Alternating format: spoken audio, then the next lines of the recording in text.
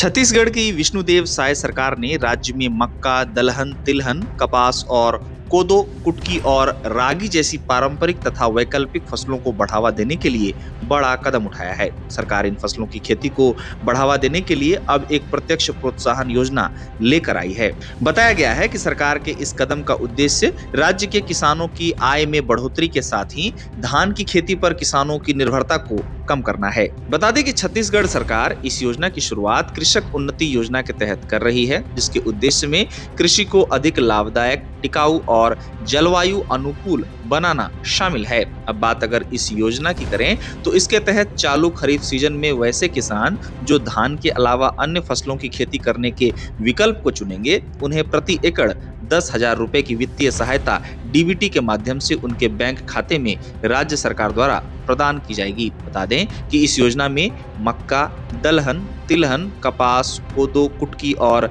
रागी जैसी फसलों को शामिल किया गया है। साथ ही साथ ये भी जान लें कि छत्तीसगढ़ के जिन किसानों ने पिछले साल धान को लेकर सरकार द्वारा तय किए गए एमएसपी पर धान बेचा था और इस साल सरकार द्वारा प्रमोट किए जा रहे वैकल्पिक फसल को अपना रहे हैं, उन्हें प्रमाणित भूमि रिकॉर्ड के आधार पर प्रति एकड़ 11,000 रुपए और अधिक लाभ मिलेगा। अब अगर आपके मन में ये सवाल है कि आखिर इस योजना के लिए पात्रता क्या है, तो आपको बता दें कि इस योजना के लिए छत्तीसगढ़ के वैसे किसान पात्र हैं जो एकीकृत किसान पोर्टल पर पंजीकृत है। आपको साथ ही साथ ये भी बता दें कि इस योजना में सरकारी निकाय, अर्ध सरकारी संस्थान, निजी कंपनियां, ट्रस्ट और सहकारी समितियों को बाहर रखा गया है। अब सरकार की इस योजना को लेकर अधिकारियों का कहना है कि ये योजना केवल किसानों की आय में वृद्धि के लिए ही नहीं, बल्कि मिट्टी के स्वास्थ्य, पोषण सुरक्षा सुनिश्चित करने और जलवायु अनुकूल कृषि की तैयारी के लिए भी है। साथ ही सरकार की कोशिश है कि फसलों में विविधता लाई जाए और कीटों के प्रकोप, अनियमित वर्षा और बाजार में उतार चढ़ाव से होने वाले